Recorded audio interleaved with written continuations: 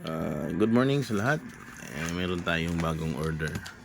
Ito po yung Acer na i5 11th Gen. Napaka astig ng setup na to. So, ayan po yung yung mismong unit.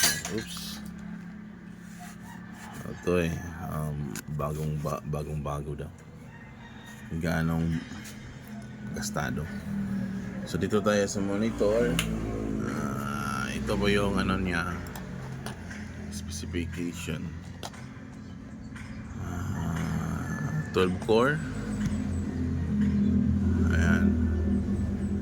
49 degrees lang yung init. 16 gig ang RAM.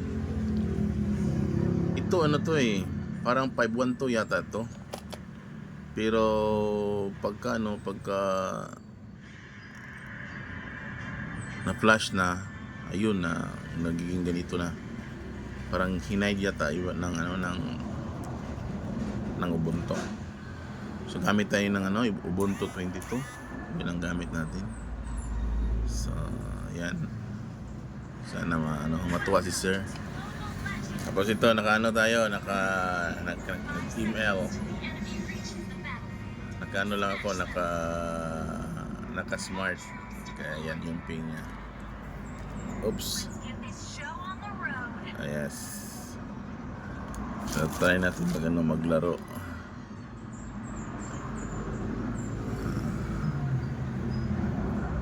So yan na sir yung order nyo sir, 12 core yan sir.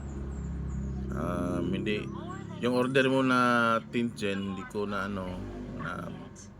nagawa yun kasi mas prefer ko yung 11th gen. Medyo konti lang naman kasi yung yung diferensya ng presyo. Kaya dito na lang tayo. So laro muna tayo na email.